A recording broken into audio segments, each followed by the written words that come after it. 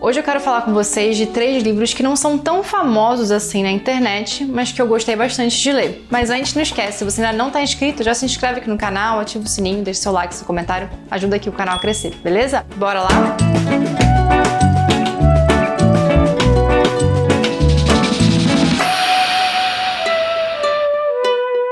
Gente, acho que uma das coisas mais difíceis é escolher os livros que eu venho aqui falar com vocês, porque eles têm que ter uma mistura de coisas que eu tenho a dizer, e às vezes eu não tenho muita coisa a dizer, né? Eu preciso elaborar um pouco mais, e ao mesmo tempo trazer livros que não são tão famosos para o canal sempre gera visualizações super baixas. Eu não tenho grandes expectativas em relação a um público maravilhoso e viralizar vídeos, eu tô mais no sentido de aos pouquinhos eu vou fazendo a coisa, mas eu confesso que sempre dá aquela frustraçãozinha quando o vídeo vai meio mal. Mas tudo bem, tô falando isso pra vocês porque hoje eu resolvi fazer essa escolha difícil e trazer livros que talvez vocês não tenham escutado muito falar por aí, mas que ainda assim eu acho legal trazer pra cá, pelo menos nesse formato de falar de 3 ao mesmo tempo, para que vocês conheçam também coisas novas, né? Pra gente não ficar aí repetindo livros e livros. Bom, vou começar com esses livros então. O primeiro é Depois que as Luzes se Apagam, do Tadeu Rodrigues, publicado pela editora Nós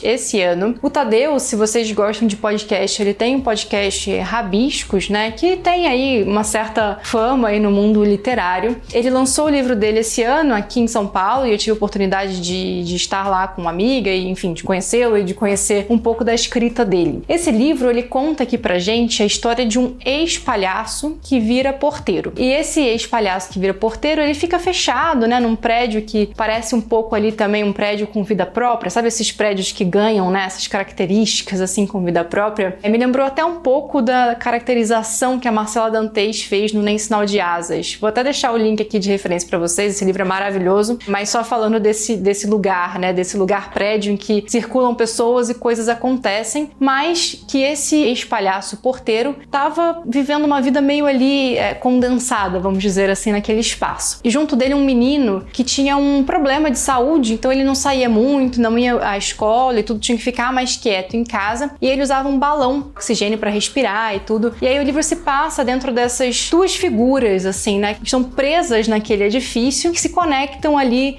dentro dessa coisa do sonhar, dessa coisa do circo, dessa coisa mais encantada e teatral, assim. É muito interessante, assim, o livro. Eu acho que ele tem imagens muito bonitas e talvez que nos levem, assim, algumas imagens que a gente já teve na vida. Então acho que o ponto, né, meu ponto de contato com o livro nesse lugar da identificação foi com essas imagens. E ele traz uma história muito bonita, assim, que é sobre sonhos. Eu gostei muito de ler esse livro. Não foi um livro que me arrebatou, assim, mas é um livro super gostoso de ler, uma escrita bem fluida, e ele me deixou essas imagens bonitas, assim, esse lugar do sonho, né, desse encostar, assim, com esse sonho que tem tanto nas crianças e às vezes nos velhos também, né, os sonhos que estão aí em todos nós. Então, esse é um livro que eu recomendo, super curtinho, né, ele tem, acho que 120 páginas, assim, bem rapidinho de ler. Foi uma leitura gostosa que eu fiz esse ano. O segundo livro que eu quero falar aqui com vocês é O Funeral da Baleia, da Lilian Sais, publicado pela editora Patuá, e esse é um livro publicado pelo PROAC também, né, então ele recebeu a lei de incentivo aqui do estado de São Paulo para publicação. É um livro muito bonito nessa capa dura aqui, bem legal mesmo, assim, a estrutura dele, tem algumas imagens, algumas ilustrações também. Nesse livro a gente acompanha uma história de luto, mas eu digo que talvez seja a história de luto mais diferente, contada da forma mais diferente, assim, que eu já li. Eu percebo que esse assunto do luto, ele é um assunto que tem bastante, né, encontro bastante na literatura, assim, eu nunca tinha parado para pensar sobre ele. Já li outros livros de literatura brasileira que falam sobre luto, tô lendo inclusive um agora, cada um dá a sua roupagem, mas eu acho que a Lilian trouxe aqui uma forma muito diferente de lidar com esse luto, né, que é um luto que ele tá em pedacinhos, sabe? Então ele tá muito nas pequenas coisas, ele tem um jeito meio lúdico, né, de contar essa história. Achei muito diferente, assim, de tudo que eu já tenha lido, realmente, assim, foi um livro que eu demorei um pouco para entender, assim, confesso, eu li o livro, respirei, foi um livro que eu fui compreendendo, assim, com um pouco mais de calma, e eu gosto dessa sensação também, assim, desses livros que reverberam um pouco, assim, na cabeça depois, sabe? E aqui te acompanha, então, uma mãe, né, que morre, e isso é dado, isso não é spoiler, e fica a filha e o pai, uma cidadezinha super pequena, e acontecem aqui 2 coisas, né? Acontece a morte dessa mãe e e acontece a morte de uma baleia que fica encalhada. Então esse livro ele tem um pouco desse lugar, dessa imagem desse super animal que fica encalhado e vai morrendo aos poucos ali, e dessa morte dessa mãe, como essas coisas vão se conversando. Por isso que eu digo que é uma abordagem bastante diferente, e tudo nesse livro depois vai fazendo sentido, sabe? Ele tem algumas camadas. Então o nome da cidade faz referência a um pássaro, e esse pássaro tem uma questão que faz todo sentido com a história. Então é esse livro que, se você for pesquisando, ele tem essas referências, assim, que pelo menos pra mim, de primeiro momento, não ficaram tão claras, mas que você vai descobrindo ao longo do texto, sabe? Então eu gostei bastante. Depois eu até acabei procurando sobre esse livro na internet, achei algumas pessoas comentando dele, eu falei, bom, eu que tava por fora então, mas não é um livro que tá nas rodas, assim, de conversa. Acho também que vale bastante a pena dar uma chance pra essa leitura. Por fim, o terceiro livro, eu já até comentei dele pra vocês, um vídeo que eu falo sobre contos, né? Então é um livro de contos, publicado também pela Patois,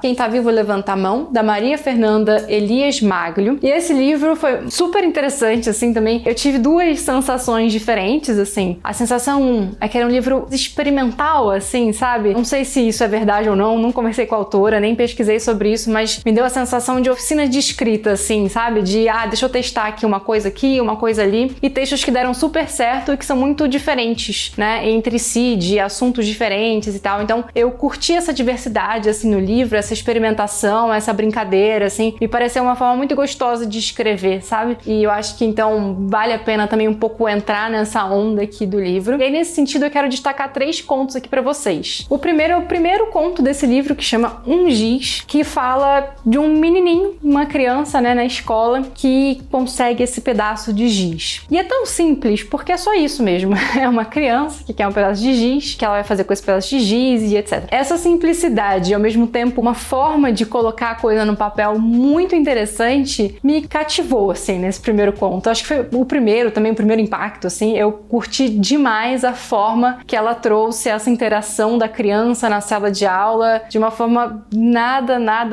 convencional, assim, né? Coisas, sei lá, que eu, pelo menos, nunca tinha pensado. Então, esse é um primeiro destaque. Meu segundo destaque é um conto que chama Era Onça Pelejando com Onça, que é a história de um grupo de pessoas que vai visitar a Amazônia, e tem uma pessoa local, né, contando algumas histórias da floresta e etc. Pessoas pedindo por essas histórias, e aí ele vai retratando de uma forma absolutamente magnífica essas pessoas que vão fazer essas visitas exploratórias, assim, pra esse lugar. Que elas querem saber peronomútil, assim, sabe? Tipo, elas querem saber, mas nos 5 segundos que a pessoa se dispõe a contar uma história diferente, um já se cansa, um já quer sentar, um já quer ir embora, um já não sei o quê. Eu acho que ele me trouxe muito essa referência de como as pessoas não têm muita paciência, assim, né? As pessoas querem tudo muito rápido, essa velocidade da internet que não funciona no meio do mato, sabe? E as pessoas querendo chegar logo e saber logo e otimizar o tempo e ir embora, assim. Eu achei legal essa forma de mostrar as diferentes interações, né? Mesmo dentro de um grupo ali razoavelmente plural. E ao mesmo tempo, a pessoa, né, que tinha a história a ser contada, uma história super interessante,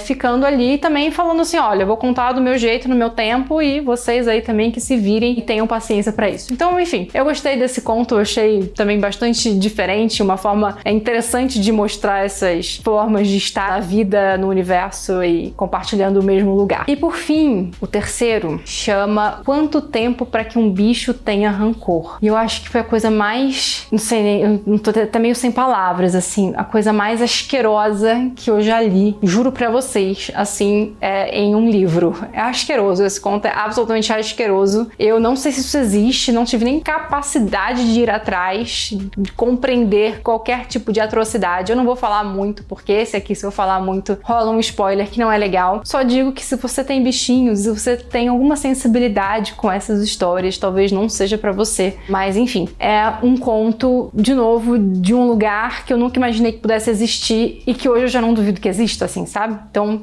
me trouxe uma questão nova aqui na vida. E é isso, esses são os meus 3 destaques pro livro Quem Tá Vivo Levanta a Mão. Bom, gente, é isso. Espero que eu tenha incentivado vocês também a ir um pouquinho atrás de livros que talvez não sejam tão óbvios assim. Eu acho que é sempre importante a gente dar essa mesclada no que a galera tá falando, mas também em coisas diferentes. Eu acho que tem experiências diferentes. E aí eu deixo essas indicações aqui pra vocês. Se vocês ainda não estão inscritos, já se inscreve aqui no canal, ativa o sininho, deixa deixa seu like, seu comentário, me ajuda aqui a crescer, tá bom? Mesmo quando eu não trouxer um livro famoso.